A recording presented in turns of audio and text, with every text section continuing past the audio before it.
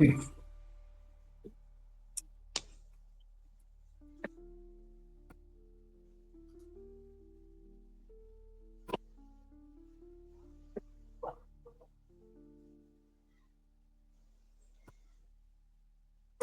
think we're live.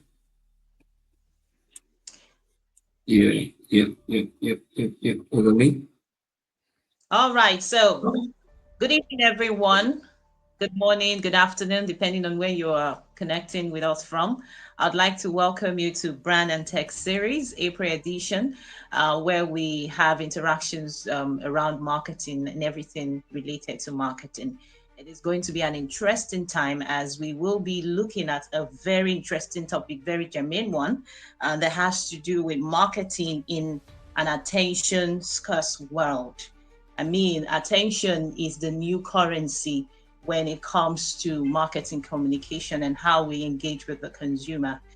We have realized that the attention span is dwindling, and it behoves on marketing professionals to explore ways they can, sustain the attention of consumers, even in their content creation and all. Interestingly, we have very remarkable professionals from across the world who have wealth of experience in creating captivating content that engage consumers, representing brands, of course. And I would also like to recognize the presence of Davies.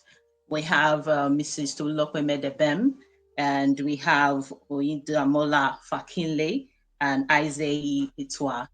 And together they will be giving us some very deep perspective into what the subject really is. And like I said, it is marketing in an attention-scarce world. As earlier stated, attention is now, being reduced. The consumer do not have that levity of time to spend in a content. So I'd be also marketing professionals to figure out how they can, better communicate their messages in a way that the consumer gets it, gets the meaning, and also respond in the needed way. So I would like to invite Aizehi, who would give us a deeper perspective on what this platform really entails. Like I said, it's about marketing and everything related to marketing. So I'd like to invite him. Aizehi, over to you. Thank you so much, Oghale. That was a very smooth introduction. Thank you so much. Good afternoon, everyone. Please confirm you can hear me, and please let us know where you're joining us from all around the world. I'm excited to be here with you. Good afternoon, and thank you once again for joining us. So when we started the Brand and Tech series, the goal was very simple: to create a space where meaningful conversations about the evolving relationship between brands, people, and platforms could happen.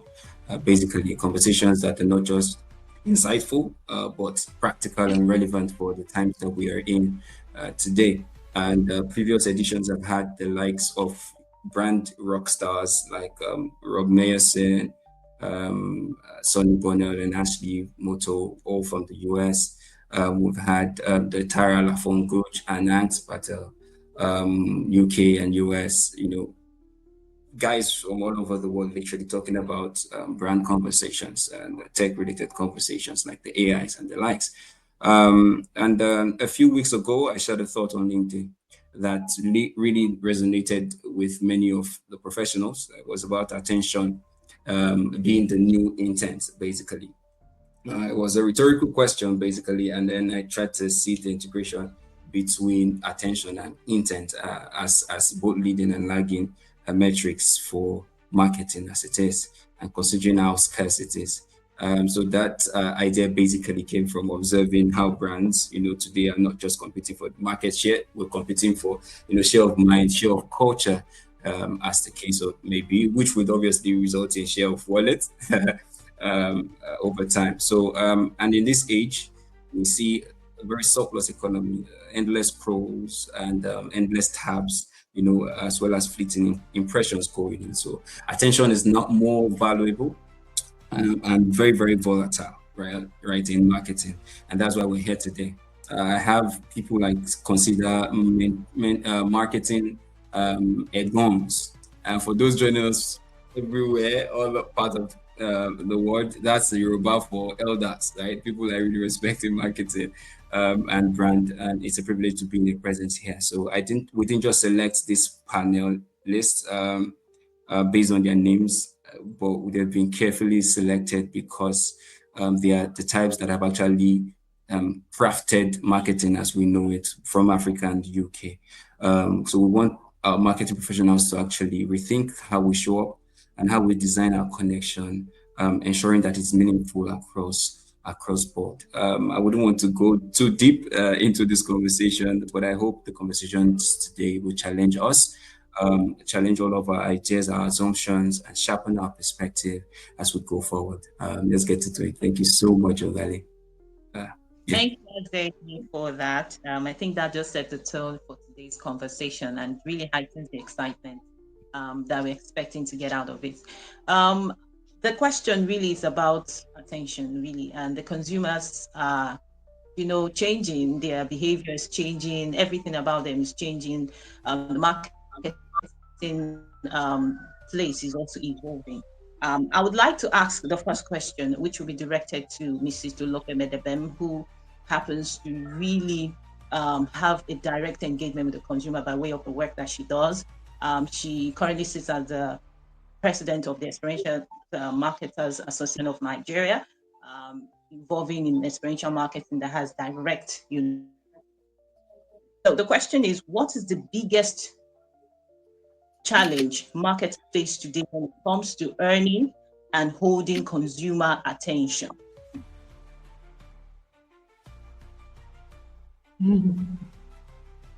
Hi, Laura. Thank you very much. And Oghale, I always make that mistake. Thank you very much.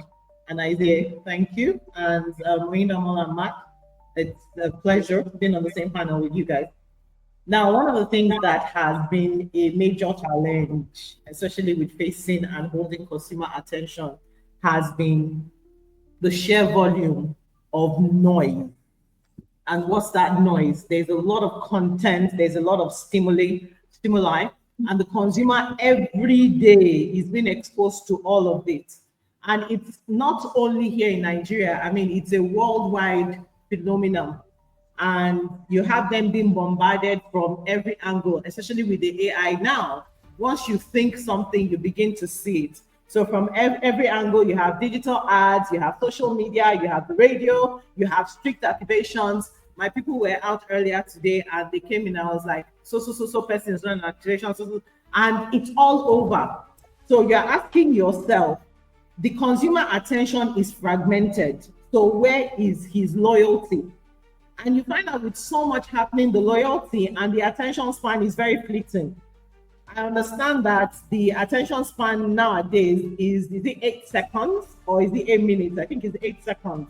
So if it's 8 seconds, the challenge that every marketer is facing now is relevance. How do you remain relevant to the consumer? And for me, the thought is, if your message does not immediately speak to a need, an emotion, or something that is an aspiration for the consumer within those 8 seconds, then you have lost them, and obviously they will ignore you. And here, especially in Nigeria, where the cultural nuances, the language you speak, and regional segments play a huge role for us. If you miss those marks with your consumer, then you become very invisible. I didn't say invisible, I said very invisible. So I think for me, that's one of the biggest challenges, your ability to remain relevant and to actually be able to connect immediately within the fleeting attention span.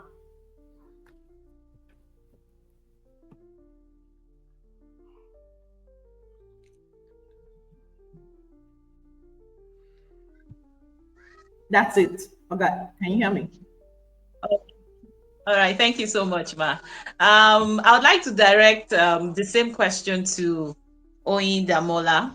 Given the fact that you are a creative person, you've worked across different brands, and you have been at the forefront of creating strategy that works for brands. How would you respond to a question like that? That what is the biggest challenge the marketers are facing regards to earning and retaining consumer attention? Thank you so much, Oghale. Thank you, Aizehi. Such a privilege to be here. I'm glad to be here with you, Matt and Tolulope. And that question is such a very palpable question.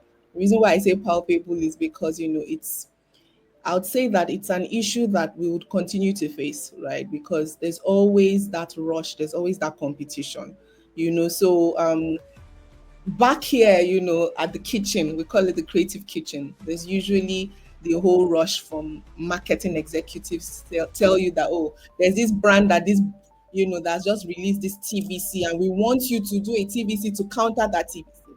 And we're like, but hold on, you still have some products and platforms that you're trying to churn out. Why don't you wait a bit, right? But I think that finding the balance is making sure that you make the client see reason, right? To understand that, look, it's not about saying what A and B is saying. I'll give an example using a telco brand that I worked on. Right. There was a time some humorous set of ads were released in the airspace, and this very beautiful power brand, was a bit threatened. And the brief had come to the unit to say, look, we also want to do humorous ads. But what we did as a team was to sit them down to say, okay, what exactly is your archetype as a brand? Right? Your archetype is you are more of the hero archetype, right? You are more of the one that, comes out with communication that shows people that, look, this brand has my back, right? So you don't want to now switch to a jester archetype just because competition, is rolling out some communication and it looks like the audience are really licking it up, right? And what happened was, they listened to us and maintained that line of communication that they were already known for, right? Went more deep into other platforms that would get them share of attention, share of eyes, and that sort of sorted it, right? But I would say that it's a necessary evil. And our role as professionals is to always make the client see reason, make them see strategy, to make them understand that, look, whatever you put out there is your identity, and you don't want to be schizophrenic in how you display that. So it's a constant job, right, that we have. Like we'll keep at it. Indeed, a constant job. Something that should keep us awake. I'd like to hear your thought, Matt. Well, again, I want to say thank you for having me here, and it's an honor to be on the panel with the esteemed guests that we've got. Couple of things. I agree with what the others have said, but I think what we're talking about here is something that's become known in marketing circles as brand salience, which basically means, are you in somebody's mind at the point when they're looking to purchase? And 100% that, you need to be in there in a relevant way that's either going to solve their problem or it's going to engage with them in some way that they think that they will become better off obtaining something from your brand. So brand salience is important, but of course, there's only 5% typically of anyone that's going to be in the market to buy of your target audience at any one time. So you still have to be relevant to the other 95%. You still need them in there. You still need to be speaking to them, because at some point they're going to drop into that 5% and then they're going to be ready to buy. So you need to be already there. If you just wait for the people that are in buying mode, you're going to lose out, because there's other brands competing for the 95%.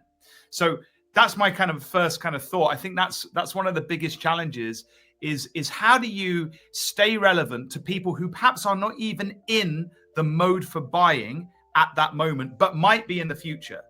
Now, to do that, when maybe we'll come on to some ideas around that in a minute, but to do that, it seems to me that this is all about a value exchange. Like, why should somebody give your brand attention? What are they going to get out of it? That's the question that you need to ask yourself. If you're constantly advertising, pushing product, that isn't adding any value to them if they're not ready to buy there and then. If they're maybe going to be buying in a year's time, then it's going to be complete. They're just going to swipe on, right? They're going to swipe on. So you need to think about, okay, even if somebody's not quite ready to buy just at this moment, what value can I give them in order for that to hold their attention, in order to stay in their mind, so that they see my brand as being relevant, so that when they are ready to buy, that's when we come in. But I actually think that is the the marketing challenge. But the real challenge that I see a lot of, and I don't know what the other guests think about this, is I actually see the real challenge as companies having an internal misalignment challenge. And what I mean by that is that the marketing manager or director or whoever's in charge of building the communications, they're disconnected to the rest of the organization. There is no overarching brand strategy which glues everything together. And therefore, what that means is that when the marketing manager kind of comes to try and obtain budget or obtain an understanding of where the business will be in 5 years' time, to build that long-term salience with the 95%, it perhaps isn't there. And so I could talk a long time about how brand strategy should bring alignment around all component parts of the organization. But that's the bit that I actually see is the biggest challenge for marketeers. There is no strategy that's signed off at the highest level, and therefore they kind of are squidged down into a short-term thinking to try and generate leads and then conversions, which is relevant, don't get me wrong. But as I said, the 95% are not buying right now. So we need to have that longer term understanding. So anyway, I've probably waffled on too much, but that's my initial kind of thinking on the question. So thank you. I like the perspective you brought into it, the aspect of the value exchange. I think that is really what is very topmost for most consumers, really. And when you even look at the wave of the social media and how consumers are latching onto it, you realize that there are different things that consumers really go onto the social media to derive in terms of entertainment, all sorts. And so you need to ensure that whatever you're putting out there has some kind of value in terms of exchange for quality time, because we're speaking about attention. So if a consumer would have to spend some time on your content to get your message, then there should be some level of value derived from it. So yeah, thank you very much for that aspect you brought in. But I also like to ask you this question, Matt. If we strip everything else down, platform, tools, and budget, what remains the most critical, factor for winning attention? I understand you've mentioned value exchange, and there are several other things, but when you consider tools, platforms, budget, what do you think would, stand out as a major, propeller for sustaining consumer attention? Well, I'm going to defer to my kind of previous comment around strategy, right? So just think about this. What makes a good brand strategy, in my view, is having a very, very clear understanding of your positioning in the market. In other words, who is your target? And when you show up to talk to them, what is it that you stand for? What is it that you're saying to them? And what is it that you're offering to them, which kind of blows the competition out of the water, right? There's a beautiful statement that I learned from a thinker called Marty Neumeier, who I know some of the panelists will probably know. He wrote a few really cool books like The Brand Gap, for example. Anyway, he's a personal mentor of mine, and he has this thing called the onlyness statement. And it's kind of like the pinnacle of all positioning statements. I mainly use this in my work as a consultant internally with a team, but it basically goes like this. Our brand is the only blank that blanks. You have to fill in the blanks, right? And it basically challenges a company, not just the marketing team. And this goes back to what I'm saying about brand building properly. Yes, it is a marketing challenge, but really marketing doesn't sit on its own. It links to the rest of the company. So you need to understand what product you're creating in order for that to be highly relevant, useful, exciting, and valuable to the consumer. And so you need to know what it is the consumer needs and wants and who they are. And you've got to understand your offer and how that adds value to them. Once you have that clear positioning and understanding, and you know what sets you apart from the competition, then you have a very, very clear strategy in order to kind of move that thinking forwards in whatever way is relevant to your brand and business. So my view in relation to, if we strip everything back, from all the tactical platforms, from the tools, all the budgets that we need, is that the thing that is going to move the dial is good thinking. Is clever thinking around your strategy and an alignment of the whole company around that. Once you've got that, you can then step in to how can we execute this with the resources that we've got in a powerful and effective way. And, perhaps we can talk about, how you might do that later, but that's kind of my initial response. Thank you so much. Thank you. I'd like to ask Mrs. Tolulope Medem, this question. In experiential campaign, how do you balance grabbing attention with creating long-lasting emotional engagement? Okay, so I mean, the good thing about it is, at the end of the day, we're all probably saying the same thing. And I mean, Mark has actually struck it. And I will use this. This is one thing I usually say when I'm talking to people when we're coming up with strategies. Like Mark said, attention is the spark. So you get their attention. But then what is the fire that makes them burn is the engagement. So with every activity that you have, you first of all have to get their attention, where you get the spark, and then you are able to engage them. Because with that fire now, you want to keep it burning. And how do you want to keep it burning? So for us in experiential marketing, is getting their attention and then ensuring that after you've gotten that spark, you are able to keep the fire burning. So you now take it back into having developed the strategy and then getting the human insight and then the nuances that actually make people tick. So for instance, using an example, I ran an activity years ago. I was heavily pregnant and it was a campaign for an alcoholic brand.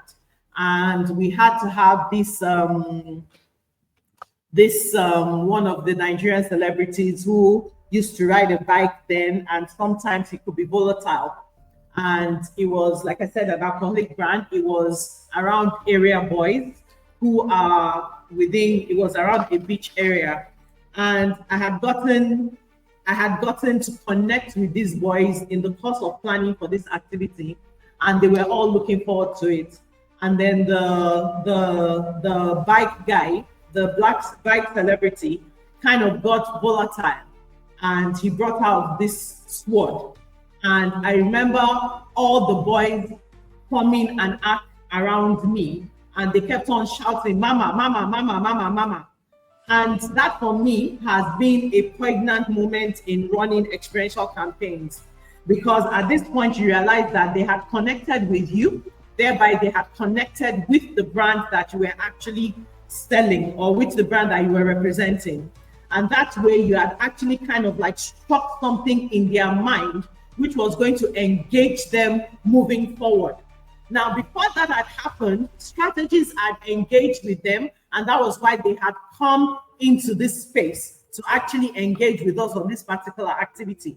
So for us, you have the human insight. That's what I use in addition to the strategy that Matt had talked about. So what makes them tick? What connects with the consumer? How does it feel? It's something I say all the time, whether for brands, whether for human beings, around you, how do you make the people around you feel? And that's something that we take into communication, especially when we're creating experiences. So for me, the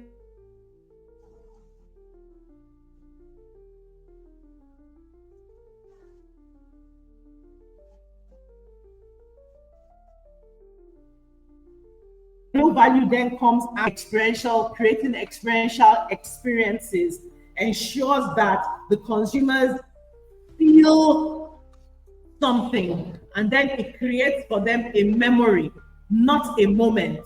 So it's a memory that stays with them after that activity has been done. So for me, that is what's the word now? Balancing those attention grabbing moments and creating long-term engagement. Because in the immediate, yes, you get their attention, but how do they get to engage and connect with the brand after that activity? You must have been able to create experiences that connect with them such that they can take it away outside of that activity, but tied to the strategy that Matt people and Oyin's people create. So it's actually a 360 degrees loop. And we all actually must work together to ensure that we build a lasting impression for the consumer. Fantastic. Thank you so much, ma'am. For Aizehi, this question goes to you. So you've championed the idea of sorry, I beg your pardon. The idea of intentional marketing. How does this translate into strategies that retain attention beyond the first impression? I think at this point I'll be sounding like a broken record. Uh, literally reiterating what Oyindamola, Matt, and Tolulope have said. And I've been very particular about that. I got so particular that I had to make that my sign off on every of my posts, keep being intentional. And literally what that means, it has a longer, yeah, but then let's leave it at that, keep being intentional. So it literally means being deliberate. Marketing, especially for us at EXMAN, is we see marketing as a game, and not as a game just to entertain. It's literally speaking to the strategies that are involved in creating these experiences for the consumers, an enjoyable one at that for the consumers. It speaks to the players. It speaks to the tactics that then comes to life, in the experiences that we see. And so championing intentional marketing is first off being intentional about how you stay relevant in the minds of these consumers, how you get them to, like Tolulope said, triggering the spark and sustaining that spark throughout the consumer's journey. It's understanding clearly deep insight beyond what a ChatGPT in quote would give to you. Deep insights right from the streets, beyond the desktop research, knowing how they think, knowing what pain points they have, what their goals are, what their aspirations are, thoroughly, and developing campaigns that really speaks to this intentionally throughout the journey. How do you intentionally want to make them feel when they get to know you? How do you want to make them experience your brand when they are considering your brand against their current do, or your consumers, or source the alternatives to what they currently use in solving that said problem that you're preferring as a value, as it is. So being intentional across board, and after they experience the product, how do you also want them to feel? Transforming them from being, latent to even becoming brand loyalists and ambassadors of your brand over time. So this is, I think, one thing that brands need to know. And one approach I feel is going brand first. That idea. My fear is that idea is dying. The marketing professionals, especially in the C-suites, are beginning to lose their voices, and it's high time we actually stood up. I've written a piece about that before. I like to document a lot. Yeah, so it's very essential that we actually stand up, and we know that we are the eyes of the consumers, from product ideation to even after sales. We should be able to stand there and go brand first with it, and that's you speaking intentional marketing. As it is. Thank you.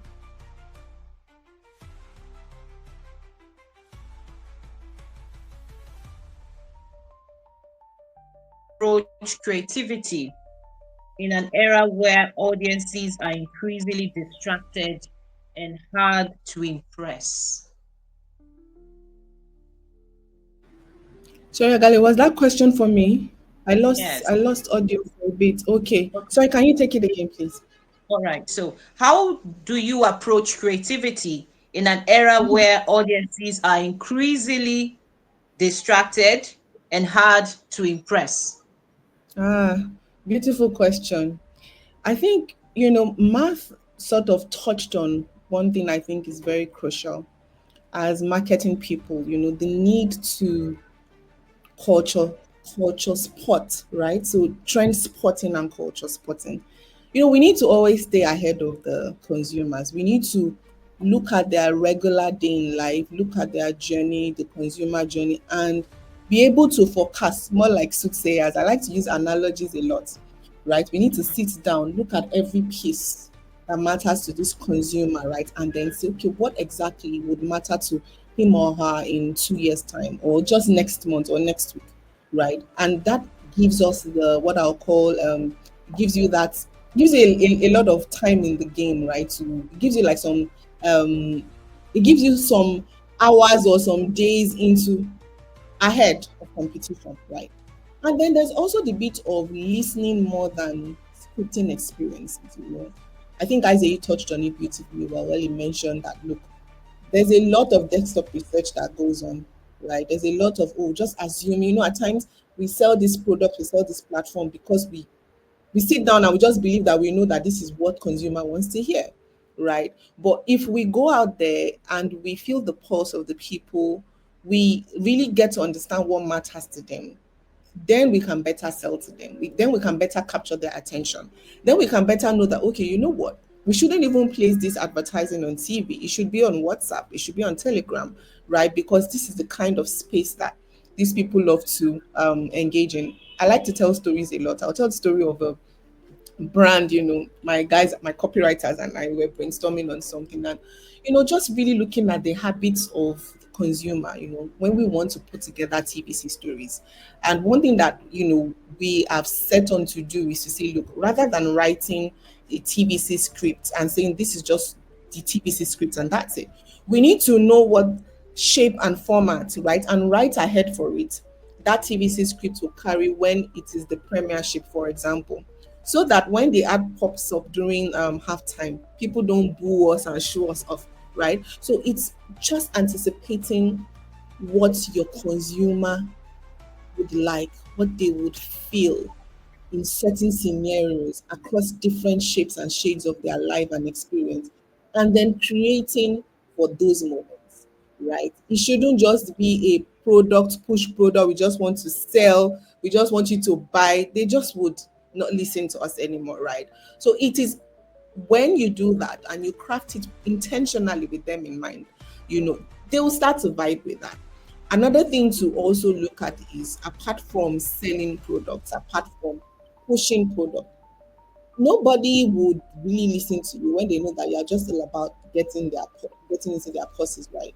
But if you craft your strategy, right, in such a way that you have your product here and then you have platforms here, and you're just doing a nice balance with that, right? There's product and there's platform. I think Matt also touched on that earlier, right? Then they know that, look, yes, they're asking me to part away with some nice naira, right? But I've been able to use this platform to connect with this study opportunity, or I've been able to use this platform to know, how to texturize my hair without using harmful chemicals. So I would buy their relaxers, right? Or I'll buy their conditioners, right? So there just needs to be something in it for them. And there's something that my mentor, would always say. He says, you need to ask yourself, why should your consumer care, right? When you're putting together your TVCs, putting together your radio ads, putting together your strategy, like Tolulope mentioned, you need to ask, why should they care? Why should they matter to them? Not just stay in our, ACDOP offices and crafting solutions that just look nice, look like it's going to win us awards, but we are not really thinking them, right, in crafting. Yeah. Thank you so much. Be intentional about your messages and when you craft them, and ensure that the consumer is at the core of your strategy direction. Thank you so much. We will be commencing on the break pretty soon. I hope we're ready to commence that break. Itua,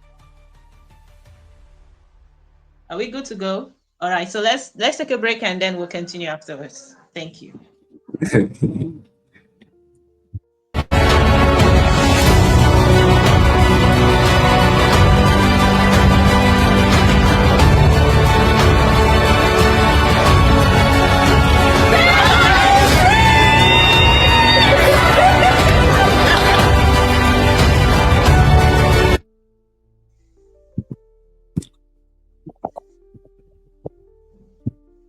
What's happening, boy?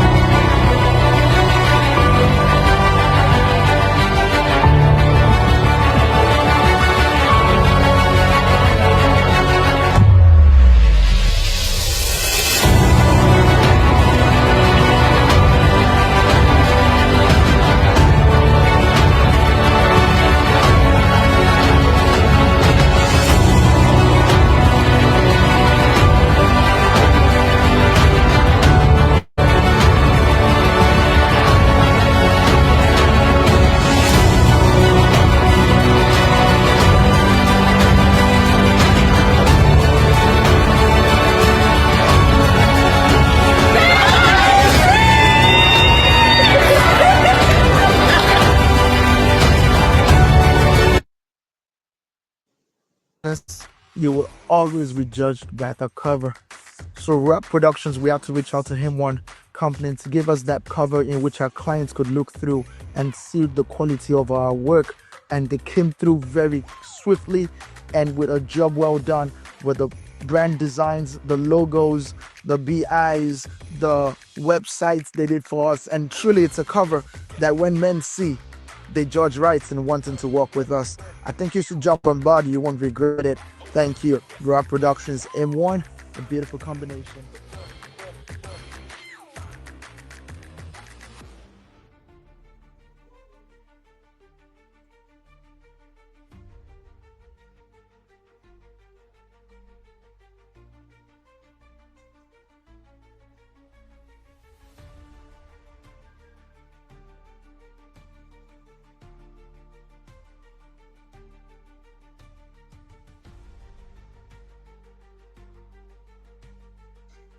So you're welcome back. If you're just joining us, we are currently having the Brand and Tech series, talking on the topic marketing in an attention-scarce world. And the conversation has been very interesting, speaking about how we can retain and sustain the attention of consumers, given the fact that we are in an era where the consumer have so many contents to consume in a short time. And so that makes marketers to be on their toes to ensure that they create and craft messages that get the attention sustaining and make the consumer take the desired action.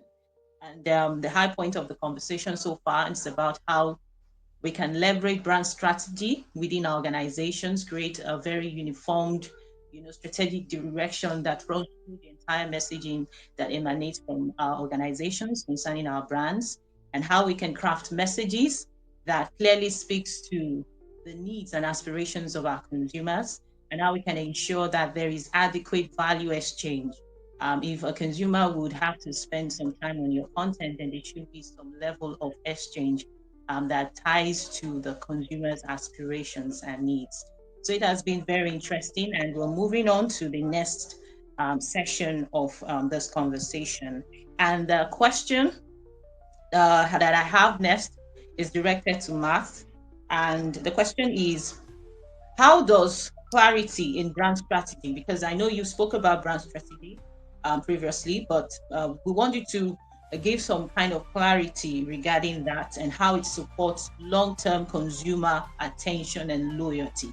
Can you throw more light to that and how that can enhance, sustenance of the consumer attention and, of course, brand loyalty?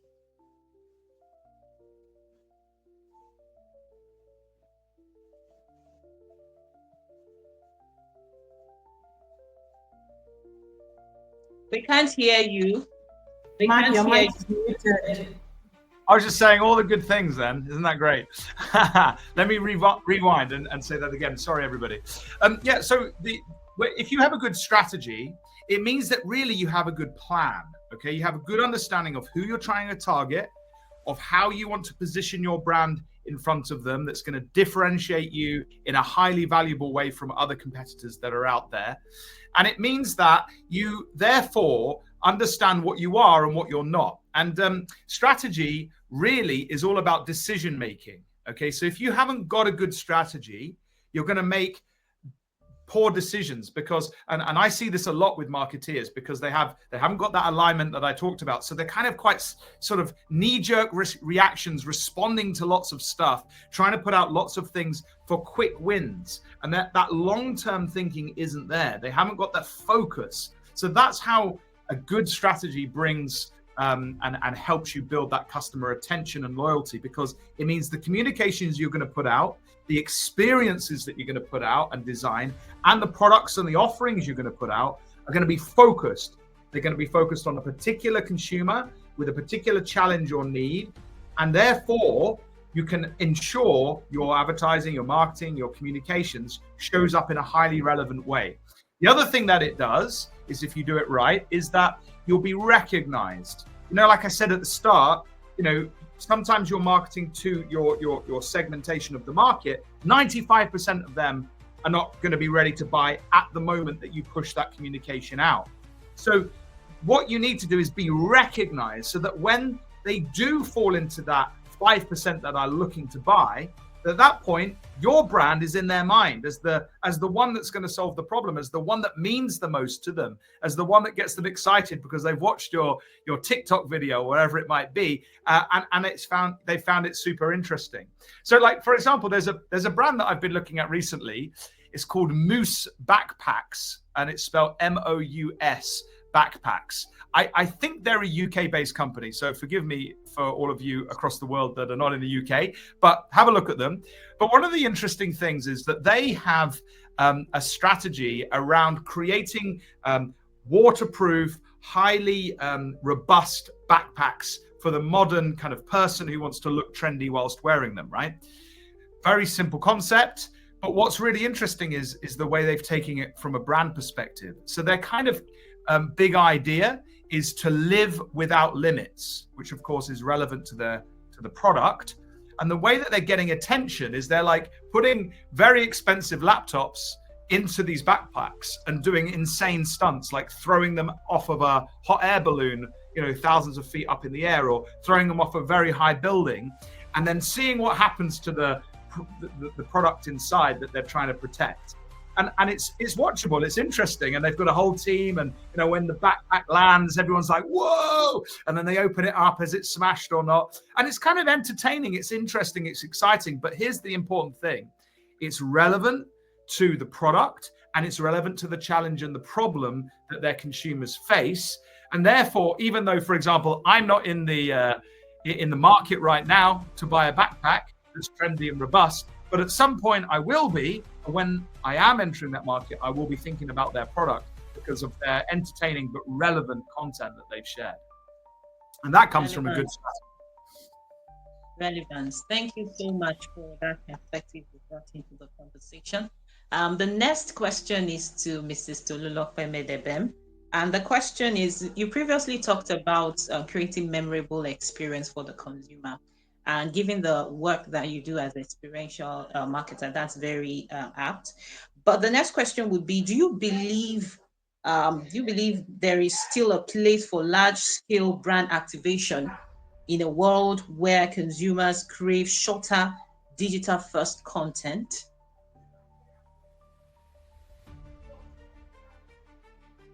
Yes, definitely. I mean, most definitely. Well,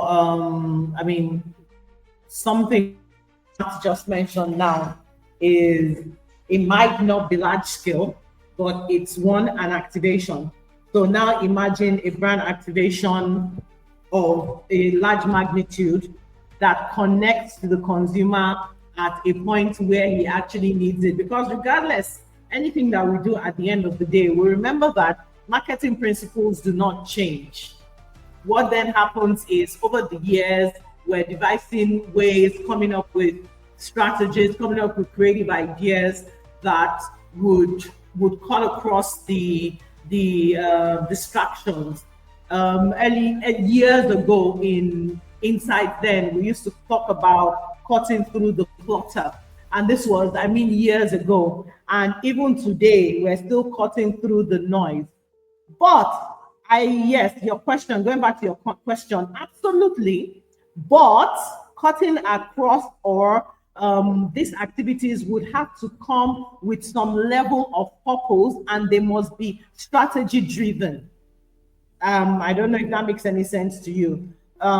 Years ago, for instance, even today is an activity. When I was thinking through today, I thought to myself, come to think of it, what is an activity on a large scale that would still be relevant even today?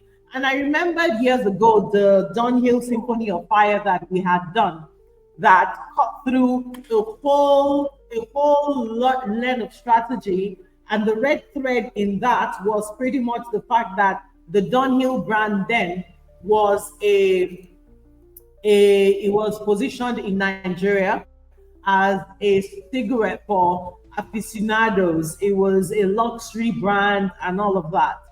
And to create an activity for that luxury brand, the idea was to, first of all, right from the invites were curated as specific invites and as passports that were sent out to the guest.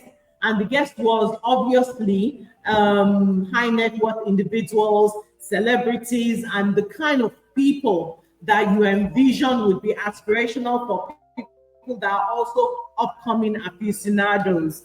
And then it was passports that were created in a way where, you know, when you're getting a second passport, especially in Nigeria, where there's a whole lot of song and dance around it.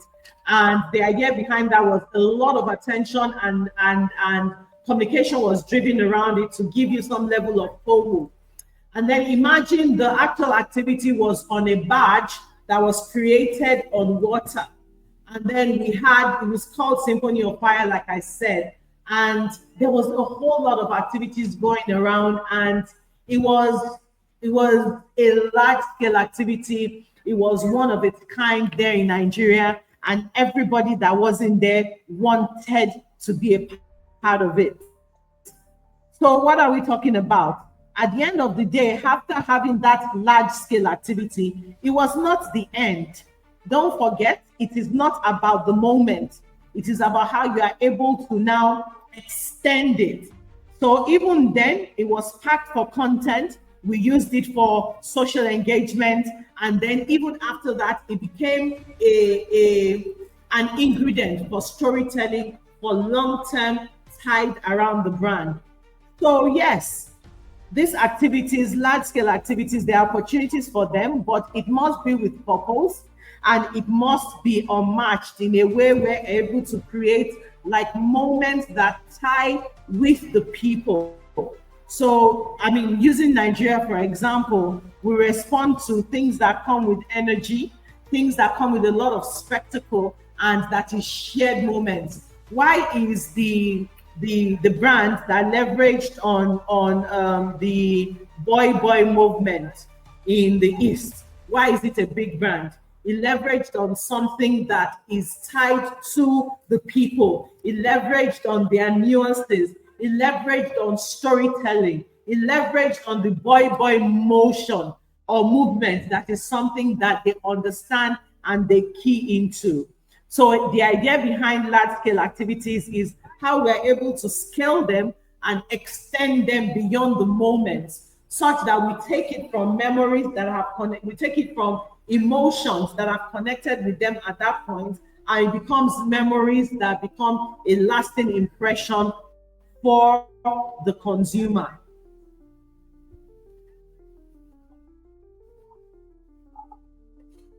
That's it.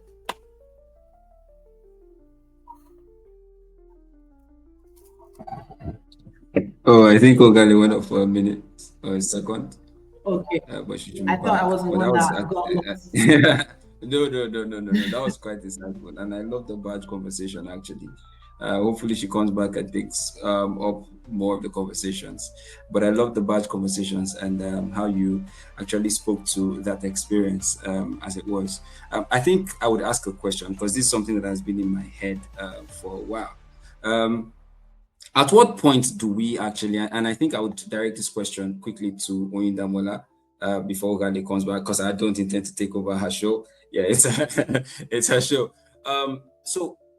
Looking at how we've had SS startups, I'm going beyond the multinationals now conversations, SS startups, and you see a lot of, and I think Matt also talked about that. And being one that has worked in both the client and the agency side, I tell you for a fact that I feel marketing is being pushed to just being a promotions arm of and communications arms of the organization. And this is because the people that have the loudest voices have no idea what it is, right? And then you have to sell to the CFO, sell to the CEO, sell to the COO, why marketing should even be part of the product development, conversation, even before you think of developing the product, and that the product should be an expression of the brand. Please, as a creative storyteller, right? What's your take on this, and how do you think we can, as marketing professionals, can actually better express our voices in this conversation? I mean, it's a struggle. right? And I think it is pan everywhere. I'm sure math also has its fair share of experience, in this regard. And, I think we just would not stop speaking out. There was something you mentioned earlier, about how even at the C-suite level, I would even say not even before you get to the C-suite, right? Even as a rookie copywriter, a rookie strategist, you need to always fight for the audience, right? You need to always fight for the audience, because I tell the people that I tutor design thinking, and I tell them, I say, you know what? I said the audience is waiting on you. You are their hero. I told them to imagine that they had imaginary capes, right? Because you are the voice when nobody's even thinking about the audience, they're just thinking about the return on investment, right? And one thing that's very critical is to make sure that when those should I say products are being put together, you need to always ask yourself. I mean, I had my moments, and the marketers, the brand owners, they know me. I will ask us, okay, so why should they buy this plan, for example? You are saying, okay, why is it different from what so and so people are pushing? And they say, no, it's the same thing, or that we just need to look. No, I disagree. We need to look for something to add. So that way, creativity now helps you to look for other avenues to just give your audience something extra, right? Because they're not looking out for more content, they're looking for connection, right? So you need to look for buckets. You need to fight through the clutter of the C-suit guys that are saying, oh, I just want to see the numbers, make my logo bigger and all that. You need to be the voice for the audience. You need to be the one championing their cause. You need to be the one championing why it will matter for them. And I think it's also in how you flesh out your creative strategy, for example, because you find out that by the time you follow creative strategy, I think Mark touched on it beautifully well when he mentioned that, look, once you get your strategy right, it's like you're going on a trip and then you have the wrong map. You can arrive where you want to arrive at, right? So the strategy definitely needs to have the audience at the core, right? But balance it out with also the needs of your stakeholders, because they also need to make money, right? I mean, that's why they are coming to say they want to sell stuff in the first place. And I love the example Matt shared about the bag, right? And the knapsacks. Because there's nothing that tells you this knapsack can keep your stuff safe than that very outlandish experiment. I'm sure there were probably people that were a bit worried in the room when that idea was being shared. But guess what that would have done? If the knapsacks probably weren't up to par, they would have gone back to redesigning to make sure that, look, I mean, we need to put our money where our mouth is. We cannot go out and with this substandard product. So I think it's just making sure that as creative chaperons, right, and even as marketeers, right, we always stand for what's in it for the audience. Fine, yes, this is what is in it for you as my client, right, as the brand. You make your money. Don't worry, we can work that out. That's why we're here to create. But what will make them matter? What would make it matter to the audience? Because connection is key. Connection is everything, right? Thank you so much. Oghale, I didn't take your show. I just had to ask a quick question before you come back. Okay. So yeah, back to you. Absolutely. Connection is key.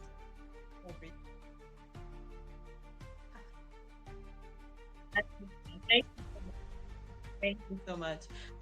We have another break. Should we comment on that break before we continue? All right. All right. So let's comment on that break. See you after. Okay.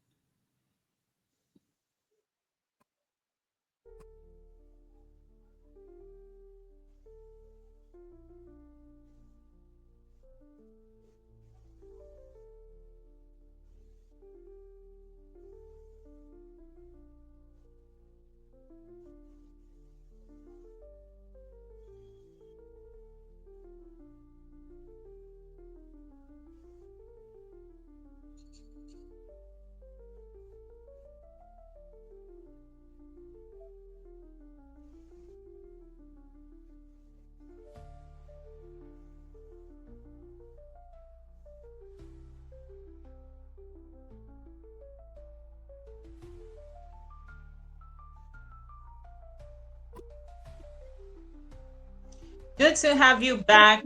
Thank you so much. If you just joined us, it's still the Brand and Tech series. We're having conversations around marketing in an attention-scarce world. The conversation has been interesting, has been a lot of insight has emerged so far from this conversation regarding how to engage with the consumer effectively to get the desired results. The question I'm asking next is directed to Aizehi. And I know you're one who has worked in the experiential, sector. You are someone who has a bit of interest in tech and brand and tech series. So I'd like you to speak to us about a project where you had to rethink everything to win consumer attention, and what did it teach you? Hmm. I think that's a very interesting one. But I would have to go back to my experiential marketing days. And I think there's something with experiences and badges in this side of the world, having something floating on water, right? Okay. That being said, I think I'll take us to a few years ago, I think 2 years ago. Yeah, or 3 years ago. Yeah. NBA, Hennessy, Spirit, um, Spirit of the, I've forgotten the name of that campaign. Spirit of the, does anybody know that campaign? NBA and Hennessy, NBA. Spirit of the something, yeah, campaign. I can't remember the name of the campaign though. Yeah, but it was exciting because while we're crafting the strategy for that campaign, that the planning took over 6 months actually. Uh, what we did was we wanted to make a mark. It was a sporting brand coming, trying to create partnership with a high-end luxury brand, right? Lifestyle brand like Hennessy, both global brands, and it was a global campaign. And so we wanted to, they wanted to launch in Africa. It was a three-phased campaign. Right. So the question was, how do we then make a mark and then make a statement to establish the fact that these guys are already here? And so we thought to place a basketball court on water, right? And where else are you going to make that happen than Lekki? You know, and it was exciting to have that there, the whole experience and naming the whole flow was a 3 pointer. I think the thinking was, how do we get their attention from the experience, from getting to know about this through the whole flow of even considering the brand and making a statement that they are here, and it was very, very exciting to see that experience actually got us some good awards within the industry, the EXMAN award. Yeah. And TT would know that, considering the fact that the EXMAN award is coming very soon. I think we got two very good awards there, and it made the statement that we needed to make. I think over 3 million mentions across 3 countries in Africa, stuff like that. So it was good with the metrics, but got the attention that we needed because it was the first. Yeah, and funny enough, I think a month or two before that campaign went live, something similar happened, elsewhere. I think it was in Egypt or so, where they had like a lawn tennis, and we're like, oh God, these guys will think we stole this from them, But that's the beauty of it. But we got the consumer at the forefront, creating a lovely experience for all of them, and the capability was also beautiful. At the time, I think Oghale is off again, and I have to take up the conversation. Okay, now talking about that and leveraging elements of culture, I think I should pass the next question to Oyindamola again. Sorry about that, Oyindamola. So there's something about culture and storytelling, right? And attention, actually grabbing attention. How do you marry all of this, especially in these times where you have, goals and multiple tabs? How do you marry all of this to retain the attention of these consumers? I think it's just about understanding your mediums, right? I mean, we know definitely that your storytelling should be hinged in human truths, right? It should be born out of human truth, right? And then when it's born out of human truth, really understanding different habits, right? That your consumers or your audience, the habits that they have online, for example, the habits that they have offline, for example. Because one thing we do, right, at times over here in this climate is, you just have one TVC and that's what you put on social media. Don't make it a reel, make it long, and it just wonks everything up, right? And if you say it this way on a billboard, how are you going to say it digitally, right? And it's just making sure that, look, whatever your big idea is liquid and linked, in the sense that it can shape shift, right, depending on the medium or the platform that you want to place it on. So I think it's just being very cautious and plan all that, map it all out, right? So that when you get to the different gods, the offering to bring, in quotes, right? The offering to bring. You don't just come and you're saying, oh, this is the campaign, and you're just cascading. No, you need to give each platform its own unique requirements, each user his or her own unique experience, right? So that way it's more resonant, right, to them. Thank you so much. I love something you said about making it fluid, and there was something you said again, fluid and something. Liquid and linked. Liquid and linked. That was so beautiful. Yeah. And about liquid and linked, Matt, what excites you the most about how brands are evolving in today's attention deficit economy?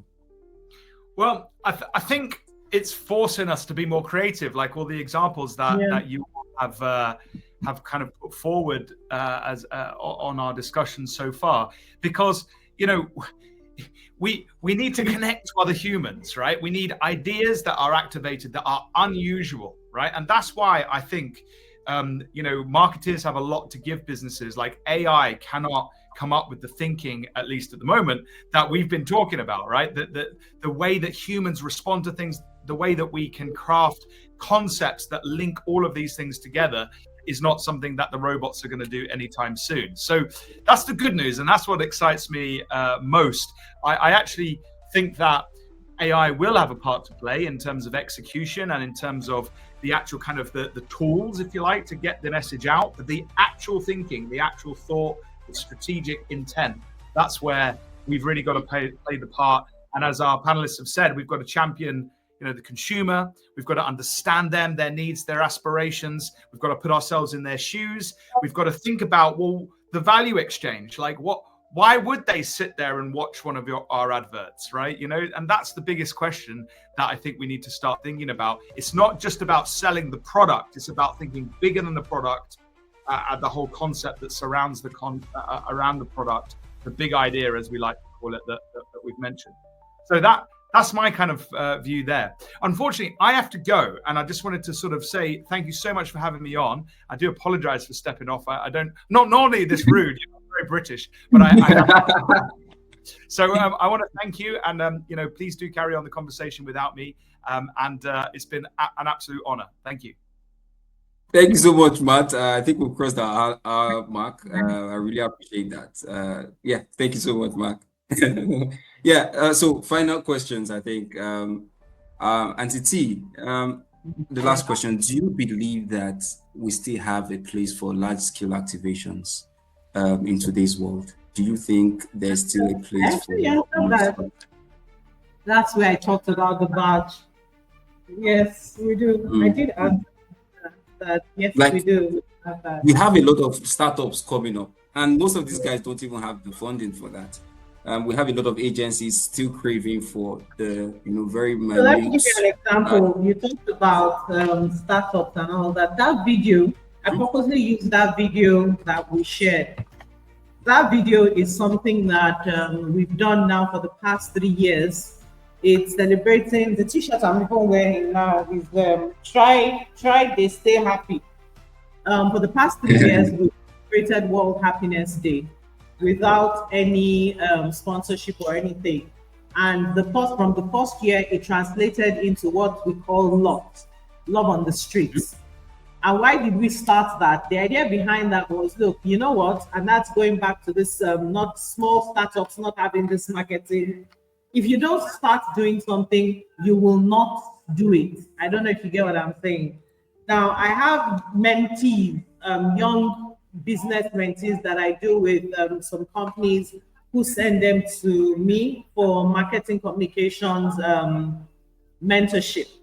And the truth about it is, what I say to them is, as little as you For instance, you that, let me use an example of the girl that says she does what does she call it? I forgot what she calls it. And I said, do you have a brand book for your own business? Do you understand what branding actually is? So if you have your own, you say you're a brand marketing, I've forgotten what she called it. But I said, okay, you as a brand, what do you have as a brand? Let that even be your first starting point to selling what you do. So if, for instance, you come to Oyin and say, Oyin, you have a hairdressing salon, or I've seen your brand online, for instance, I noticed that the font that you use to do this communication is different from the fonts that you use for that communication. I want to help you streamline. I want to look, this is an example of something that we have done for ourselves. Do you even have that as a starting point? You understand? Then you are doing communication even as a small business. Let's assume the only medium that you have is social media. How well are you leveraging social media? Some years ago, somebody that was not even a brand marketing strategy started all this dancing and carrying your goods on your head. What was that person doing? The person understood the fact that there's a lot going on in people's minds. They need to cut through the clutter. Now, if people see a robust person dancing and carrying stuff on their head, they will stop. What's this person talking about? And that was cutting through the clutter at that point. Whether or not you like it, that particular mode of marketing has translated to such that we even have filmmakers now getting everybody dancing.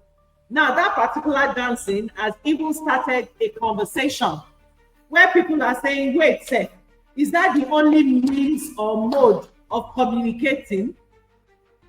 Do you get? So regardless of whether or not you have a marketing budget, you even have to start from somewhere, identifying what you want to communicate first off. Who do you want to communicate to and why? When you now even identify that, you now start to think of where will I meet those people? Where will I target those people? I will go back to the example of Lot. When we did the first one, we went into a community. We went to give them food. We gave different food stuff, packaged and all of that for over 1,000 people. When we did the second one, we looked at it and said, that was where it became lots. And we said, who are we talking to? We then went into schools, to go and speak to young people who are going out there developing to be human beings. Because again, we found out that what is even going on in the world self, everybody is becoming a narcissist. People don't even know how to relate with the other person. So we decided to do that. Now, this year, what we did, in light of, again, being aware of what's going on in the world, we went into a very low area and we were giving them, I don't know if you saw those cards, but it wasn't only the cards was smile, life not too hard, and different things. But even with that, we enveloped monies and we gave to them, because at the end of the day, what's the problem of people? They are hungry. Everybody wants to smile. Everybody will smile. But when one woman, she's not high, but a woman different from those other people, I said to her, would you like a card? She said, you go make me happy. I mean, there was something she said. And I said, yes. And she looked at me and she looked at the people recording and she went to go and meet them and they gave her the envelope. And the next thing was, I don't know if it was in that video, she came, she hugged me, she almost tripped me. You understand? So at the end of the day, regardless of when Matt talked about strategy, the strategy doesn't have to be something that is highfalutin and all of that. It has to be your understanding of whom your target consumer is. And it has to be the quick understanding of, do you know what? The people I'm even talking to, where are they? Are they in the newspaper? They are not in the newspaper, so you won't use your money to do newspaper. Are they online? Yes. So that means social media. Okay, what can I do, even if it is small, to start to get myself seen on social media? That's what it is. But at the end of the day, you even have to think of the fact that you want to communicate to people to see your brand or product, not just your family and friends who are the ones that are following you because they know you and because they know that you have a business. So even if it is 5,000, even start and know that, okay, I need to spend money to get money, whether or not we like it. So you actually have to start from somewhere. It is very, very important. Thank you so much, Mom. Thank you so much. Oyindamola, final words so that we can wrap up. I mean, The long one. just to chime in, thank you so much, Aizehi. Just to chime in on what Madam Tolulope elaborated on, I think that, you know, your question was if large scale experiential is something of the past, especially in this era of lots of small businesses. I think that it is even now that it can become what I'll call a Voltron, right? If these brands or the agencies that manage them tap into the power of collaboration. Collaboration is also a very palpable currency for experiential, right? So looking at those who have, interests that you can leverage on as a brand. Say, for example, what can an Uber and a telco, okay, now I'm going large scale, let me go small scale. Say maybe you sell food, right? How can you partner with a fashion person to say that, look, I want a lot of people to come to my stand, right, or to my store, but I can't do this alone. I can't pay Madame Tolulope a fees, right? What can we do together to make sure that, yes, as people are coming to buy my food, they are also getting some discounts off your beautiful fashion pieces? Okay, who else can we call? Okay, there's this guy that does music, he does music and all that. Can he come and also, maybe he's performing while people are, watching or shopping, right? So it's just really tapping into the power of collaboration. And I would use the example of Niger Brand Chick, for example. She's someone that, in fact, she has mastered that art of collaboration, right? She has mastered the art of collaboration. I think that she's a very beautiful case study when it comes to how to just scale, right, as a small business, when it comes to leveraging people rather than being intimidated by this competition, right? How can you collaborate with them to make something big and everybody takes something home at the end of the day? Yeah. Thank you so much, Oyindamola. I think we'll be closing out with, I would first of all appreciate you myself, but I have with me the executive partner for a one company, a day fair. She's currently in Sweden and she says she's having difficulties with her video. So she would come up and just give us closing remarks while we wrap up. Personally, I say thank you so much, Auntie T and Damola. Thank you so much, moms, for coming on. Yeah. A day fair. Over to Hi, you. good evening, everyone.